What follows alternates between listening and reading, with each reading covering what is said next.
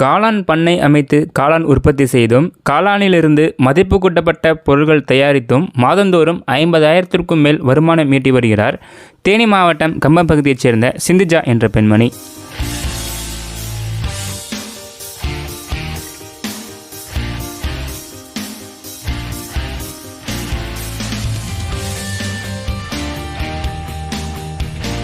தேனி மாவட்டம் கம்பம் பகுதியைச் சேர்ந்த சிந்துஜா என்ற பெண்மணி கடந்த 10 வருடங்களுக்கும் மேலாக காளான் பண்ணையிலிருந்து காளான் உற்பத்தி செய்து வெளி சந்தைகளில் விற்பனை செய்து வருகிறார்.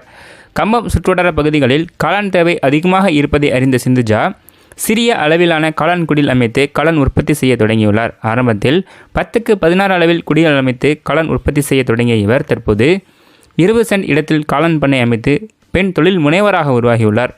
இவர் உற்பத்தி செய்த காளானுக்கு அதிக தேவை ஏற்பட்டதால் தொழில் யுக்தியை அறிந்து கொண்டு அதிக அளவில் காளான் உற்பத்தி செய்ய கற்றுக்கொண்டுள்ளார். பின் படிப்படியாக காளான் உற்பத்தி பரப்பளவையும் அதிகரித்துள்ளார். உற்பத்தி செய்த காளானிலிருந்து காளான் சூப் பவுடர், காளான் ரசப்பொடி, காளான் மசால் பொடி, காளான் இட்லி தோசை மாவு என காளான் மதிப்பு கூட்டப்பட்ட பொருட்களும் தயார் செய்து விற்பனை செய்து வருகிறார்.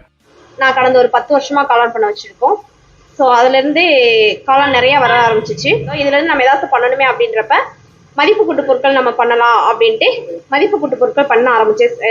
சிறிய லெவலில் தான் நான் பண்ண ஸ்டார்ட் பண்ணேன். நாளடைவில் வந்து என்னால் கேட்குறவங்களுக்கு கொடுக்க முடியல. ஸோ மிஷினரி எல்லாமே எடுத்து போட்டு நாங்கள் பண்ணிட்டு இருக்கோம். அதுலேயும் எங்களுடைய ஸ்பெஷல் என்னென்னா காளான் இட்லி மாவு. சின்ன பசங்க எல்லாருமே காளானை வந்து விரும்பி சாப்பிட மாட்டாங்க, என்னமோ அப்படின்னு நினைப்பாங்க. ஸோ நம்ம அதையே நம்ம இட்லி மாவாக கொடுக்கக்கூடாது, கொடுத்தா பசங்க விரும்பி சாப்பிடுவாங்கள்ல, டேஸ்ட்டும் நல்லாயிருக்கும். காளானில் வந்து ப்ரோட்டீன் அதிகமாக இருக்குது, நார் சத்து இருக்குது, விட்டமின் டியும் இருக்குது. இது எல்லாமே மொத்தமாக சேர்ந்து போகிறப்ப குழந்தைங்களுக்கு ஹெல்த்துக்கு நல்லது. பெரியவங்களும் சாப்பிட்லாம். சுகர் பேஷண்ட்டு, உடம்பு சரியில்லாதவங்க இந்த மாதிரி எல்லாருமே விரும்பி சாப்பிடுவாங்க. அதனால் நம்மகிட்ட வந்து ஸ்பெஷல் வந்து காளான் இட்லி மாவு. ஸோ அதை தவிர்த்து வந்து ஒவ்வொரு நாளும் ஒவ்வொரு வெரைட்டி போடுவோம். நாங்கள் கம்பு இட்லி மாவு, ராகி இட்லி தோசை மாவு, கருப்பு கவுனி, மாப்பிளை சம்பா, இந்த மாதிரி ஒவ்வொரு நாளும் ஒவ்வொரு வெரைட்டி எல்லாமே நம்ம கடையிலேயே முன்னாடி நாங்கள் மென்ஷன் பண்ணியிருக்கோம். ஸோ இப்போ வந்து நம்ம அடுத்த லெவல் நம்ம கொண்டு போகணும் அப்படின்றதுனால இப்போ மிஷினரி எல்லாமே போட்டு நாங்கள் மிஷினில் எல்லாமே roaster machine, pulverizer machine, packing machine, idli மாவு மிஷினு எல்லாமே நாங்கள் போட்டு பண்ணிகிட்டு இருக்கோம். ஸோ இப்போ வந்து என்னுடைய காளான் பண்ணை தனி, என்னுடைய கடை தனி. காளான் பண்ணையிலே எனக்கு தனியாக வருமானம் வருது, கடையிலையும் தனியாக வருமானம் வருது. இப்போ கடையில் வந்து நம்ம மந்த்லி கணக்கு பார்த்தோம்னா எனக்கு 50 to 70 ரூபா வரை எனக்கு வந்துகிட்டு இருக்குது இன்றைக்கி வர, எல்லா செலவும் போக.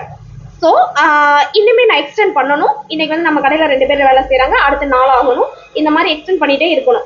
ஸோ யாருமே வீட்டுக்குள்ளே முடங்கி கிடக்கக்கூடாது, எல்லாருமே வெளியே வரணும். வெளியே வந்து இந்த மாதிரி என்ன மாதிரி எடுத்து பிஸ்னஸை டெவலப் பண்ணணும்.